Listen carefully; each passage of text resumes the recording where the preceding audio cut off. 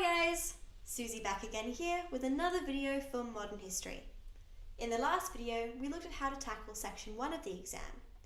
In this video, we will be moving through the paper to sections 2 and 4, the essays. For most of you, I'm sure these are the sections that you're most afraid of. Hey! I'm not afraid anymore!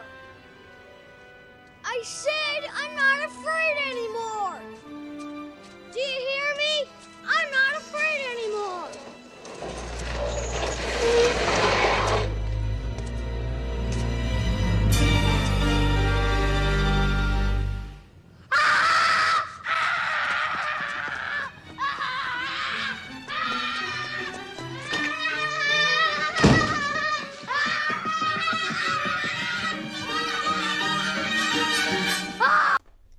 The essays account for 50 marks. That means overall, they account for 50% of your paper. That means that it is super important that your essay writing skills are up to scratch. The thing is that students actually don't realize that modern history essays are extremely formulaic, with a heap of rules and guidelines that may at first seem super frustrating, however are really a blessing in disguise. This is because after a while, these rules become second nature when writing responses, something that you just do without even really thinking about it. Unlike junior English classes may have you believe, there are in fact multiple ways to structure a modern history essay, despite its extremely formulaic nature. The general structure remains the same: introduction, body paragraphs, conclusion. However, the actual content of each paragraph could be completely different, even when writing for the same question, and still be entirely valid. The most common types of essay questions within modern history are thematic, factors, and syllabus essays. Seems like a lot, huh? Don't worry, I'll be going through every essay type with you. The pros and cons, why you might choose to do a thematic essay for one question or maybe a factors essay for another. Knowing what type of essay you plan to write is a great way of saving time in the exam, because you don't need to spend as much time working out your response. So, thematic essays are structured according to social themes, such as society, politics, economics, culture, and the military, whereby each paragraph is centered around a particular theme. They are often considered the harder essay of the three, as they frequently require more critical thinking and the extrapolating of ideas and issues related to a particular topic. Along with this, they often require discussing events out of chronological order, which some people find confusing. However, when done right, thematic essays present themselves as highly sophisticated and involve a highly adaptable structure that can work for most essay questions. Thematic essays present themselves as the best structure when discussing overall impact, as it can easily accommodate for the scope of a time frame without needing an in-depth description of all the various events and issues that took place within it. Only those whose impact, in relation to one of the themes, is being assessed. Therefore, a question that presents itself as quite broad greatly suits a thematic structure, whereas for questions that are centered around a particular factor, well, you might want to do a factors essay. Factors essays are ones that place a particular emphasis on the key historical events that took place, with a paragraph devoted to each event. These essays are often considered easier, as they require less extrapolating of themes and issues, and instead just basic cause and effect. A key event wouldn't be considered a key event if it didn't in some capacity contribute to change and transformation, and the way in which an event impacted upon a particular issue is usually very clear and well documented. However, if you are someone who struggles with detail at the best of times, you might find this essay to be particularly tricky, because you need a lot of it. If you are going to devote an entire paragraph to a single event, then you better know that event back to front and be able to confidently and with extensive detail describe what happened, who was involved, and the subsequent short-term and long-term results. Along with this, unlike within a thematic essay where each paragraph is devoted to a theme, within a factors essay, you often need to discuss multiple themes in one paragraph, relating them back to your chosen event. As I previously said, factors essays present themselves as one of the best structures when dealing with quite specific questions, ones that place particular focus upon a specific factor or event. Factors essays often share a very similar or even identical structure to a syllabus essay, the next essay type that we will be discussing. Syllabus essays are structured according to, you guessed it, the syllabus. Each paragraph is centered around a particular syllabus dot point, which makes it a really simple and easy structure to understand and write. This is the basic, though by no means less sophisticated structure, and if you are ever struggling in an exam to work out which type of essay to use, just go with this one, as you should basically have a pre-made essay plan ready in your head. By nature of the HSC, NISA cannot give you a question that strays off the syllabus, Sometimes it may appear as though they have, but that is usually just difficult or purposely confusing wording. You know how I feel. Why would you say that? Like, you put me in such an uncomfortable situation. Like, you know I'm not happy. You know I'm trying to see if it'll work out here, and I know that it's not. However, if you use this structure, you are guaranteeing that at the very least some, if not all of your essay is relevant to the topic in question. Another massive plus for a syllabus essay is that they are playing to the marker, particularly if your marker is not one that is necessarily an expert in your topic. At the marking centre, what they will have in front of them when they mark your response is the syllabus, which they will be ticking off throughout your essay to see if you've hit all the key points. With a syllabus essay, you are just making it easy for them, as it means they don't need to sit there and work out if you've answered the question.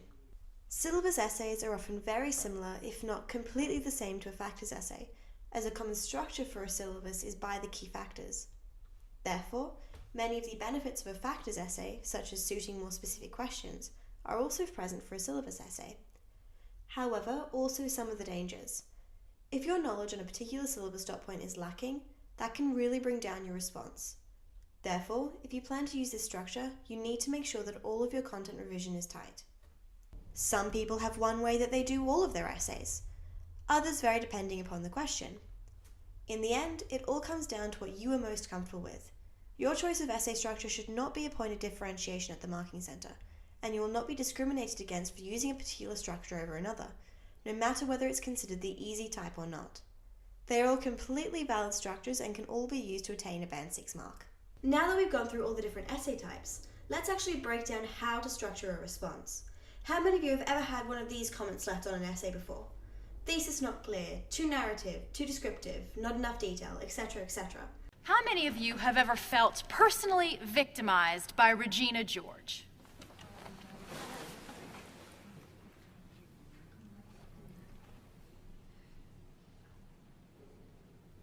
For the most part, these are not problems related to your understanding of the content, but the way you're structuring your understanding on paper. While going through the basic essay structure with you, I will also try to help you identify and fix these problems within your own work. First off, introductions.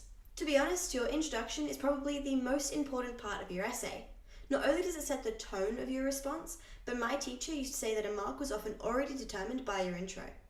Like with a source analysis, the first sentence of your introduction must be a judgment.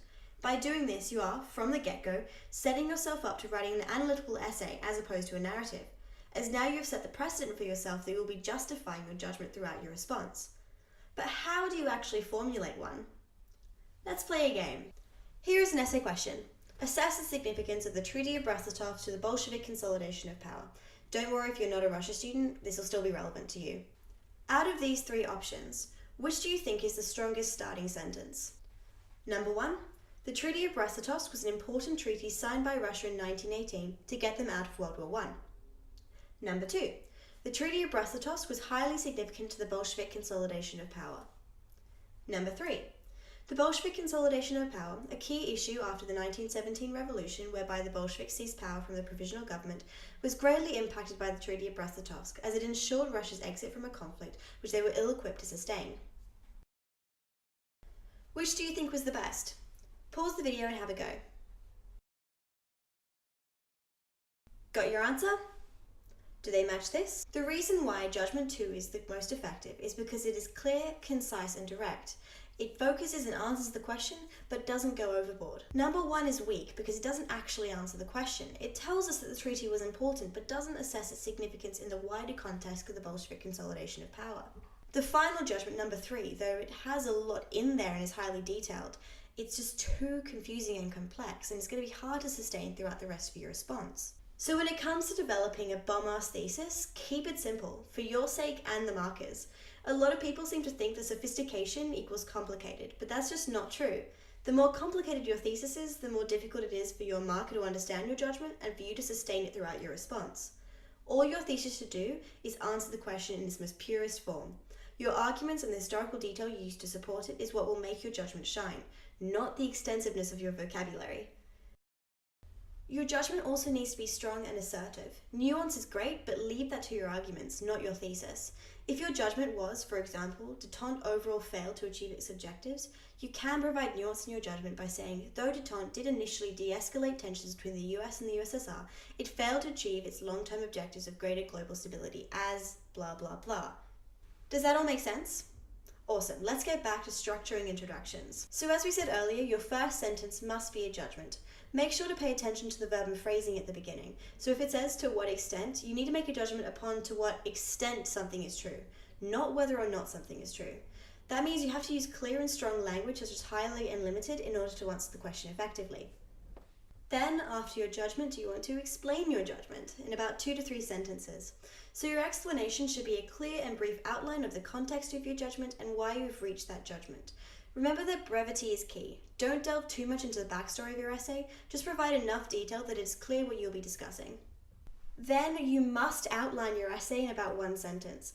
So many people forget to do this, but it's really important. So you need to list what each paragraph is going to be about. This is where you make it clear what type of essay you are writing as well, so whether it's a thematic essay or a factors essay. It also makes it easier for yourself because it's essentially providing yourself a plan. There is one important thing that I should mention to you though in terms of an outline for your essay. If you are running out of time and you don't think you're going to be able to include one of the paragraphs that you were set out on including, go back to your introduction and cross it out. The reason why I say this is because the outline of your essay is essentially an extension of your judgment. So if you suddenly don't talk about something you were set out on talking about, the marker's going to get confused and thinks that your essay is not consistent. Also, low-key, it kind of says to the marker that you are running out of time, which you don't want them to know, because it says to the marker that you didn't plan out your response effectively. Finally, you want to restate your thesis. This is just reminding yourself and the marker what your judgment is and how you're going to answer the question. Here is an example that I wrote of an effective essay introduction. Pause the video and have a read. Now we're on to structuring the paragraphs, the meat of your essay. So they are really important as well, even if I do believe that the introduction is the most important part.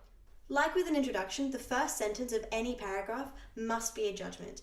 However, the difference is that it's not as broad. So for a paragraph judgment, you are looking at the relationship of your thesis and the focus of your paragraph. Your paragraph judgment still needs to support the initial thesis from your introduction. Then you need to explain your judgment in about 1 to 2 sentences. This is essentially an outline of your argument for that particular paragraph. Keep it simple and clear because the detail is for the next part. After your explanation of your judgment, you need to go into a further explanation with examples. Here you need to explain and justify your judgment using historical examples to back up and solidify your argument. The important thing here is detail, detail, detail. Be specific about events and issues to demonstrate the depth of your understanding. But where do I find this detail? Well, you could go the obvious route and just scroll through your textbook, but I recommend trying to find some unique detail as well. Google is a fantastic thing, my friends, especially for modern history students, and I know all of you know how to use it. I really recommend doing your own research when it comes to finding detail.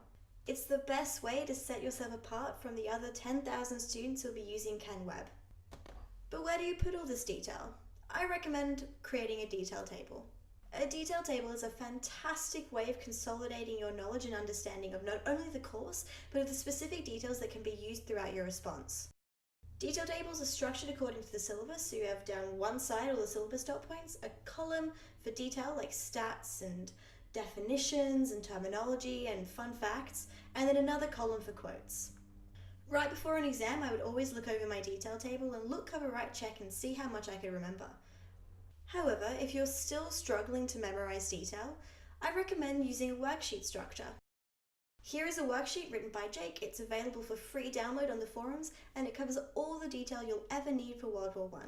The reason why worksheets are such an effective way of memorizing detail is if you do the worksheets often enough, it just becomes muscle memory. Another tip when it comes to quotes, as much as quotes are fantastic to include in any response, and I guarantee that most of the top students will be using them, don't freak out about them. Though, as I said, they're great, they're not necessary, they're not on the marking criteria, so if you're in an exam and you cannot remember that quote, don't get bogged down and stress out, just move on, you probably haven't even lost a mark. A big reason why quotes actually aren't as important as they're made out to be is because a marker would much rather see your own judgment and your own opinion come through, rather than you just parrot the words of an expert. A lot of students rely too much on historians in their responses, and it ends up just looking kind of like a shopping list.